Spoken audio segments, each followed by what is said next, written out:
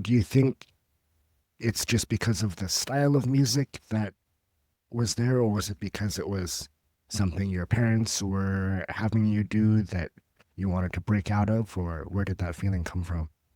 So I think it was a couple of things. I was in a very competitive space because I was a competition cellist.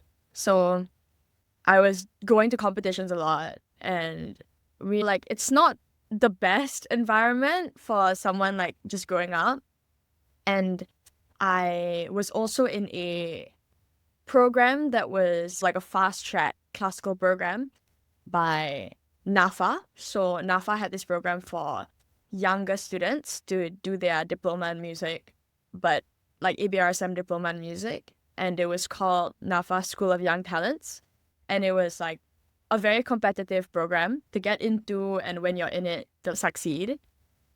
And it was very stressful going to competitions quite often, and also balancing my life in primary school at the time. And I was in a very fancy primary school as well, where it's one of the more elite schools in Singapore.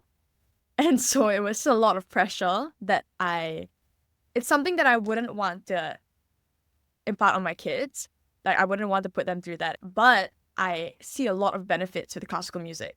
So I think with classical music, it's really like threading a thin line of teaching young kids discipline, but also finding a way for them to maintain like passion and creativity with music. Because to me, music is art, but there tends to be a culture with classical music where the goal is perfection rather than expressing yourself. That's very interesting. And so then the making that transformation from competing and being very strict, what are the benefits you still see when your music today, the benefits that came from that? 100%. I think that classical music is a great way for young performers like me to, not just any kid, I think it's a great educational tool with like teaching children discipline, being able to sit down and practice. I think I was lucky because I did still love the cello and I loved music and I loved creating music, but it does really teach you, I guess, determination. Like sometimes your hand doesn't want to move in that way, but you'll sit down and you'll get it. You'll just keep going until you get it. So I definitely carry those like good practicing habits into the music that I create today. And like I self-taught myself guitar, and I recently started teaching myself the bass. And so it was like I could carry these things over when I started learning these new instruments. Or even singing, because I've until before I joined Cell Now, I hadn't taken any vocal classes. So I had all these skills that I could uh, take with me when I started teaching myself new skills. But the thing is that there are some things that are hard to carry on, like into contemporary music, that can actually work the opposite way. Like this idea of practicing until you get it, like 4 hours in a practice room, sometimes doesn't work for a songwriter like myself today.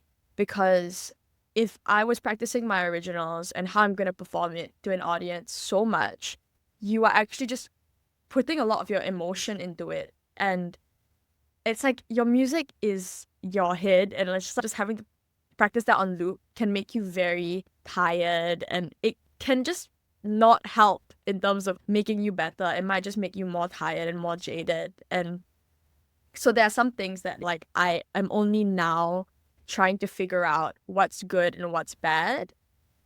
And also there are some practicing injuries that I kept from my cello background. So I have a pain in like my palms that I haven't been able to get disappear for quite a while. And I think it might be a permanent injury now just because I was practicing a bit too long for the age that I was at when I was still growing. But I was practicing about 4 hours a day at some point. Wow, that's a lot. I hope you can figure out how to fix the injury. I thought it was interesting that you mentioned it sounds like almost being over rehearsed for the style of music that you do now. And I I didn't want to share. I did play the piano when I was a kid. I have Yeah. no sense of rhythm and no sense of tone. So piano is the only instrument that I could do because when you hit the key, the note is there. You don't have to Yeah. actually hear when you hit the right note. So when you did make that switch over from playing classical music to writing your own songs, how different did it feel to be in front of people and performing something that you wrote yourself rather than something that somebody had already written? Yeah, it feels completely different. I think that my main difference is that I know that I'm putting out a message or this idea that I feel so strongly about.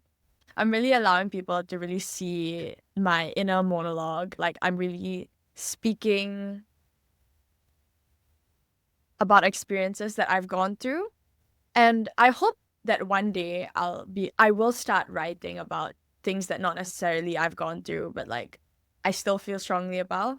But right now, it's the music that I'm writing and the music that I've been putting out. It's like when people compliment me, it it feels more personal and in the best way possible. Like I know that being like an artist and just performing on a stage is an incredible privilege that not a lot of people have.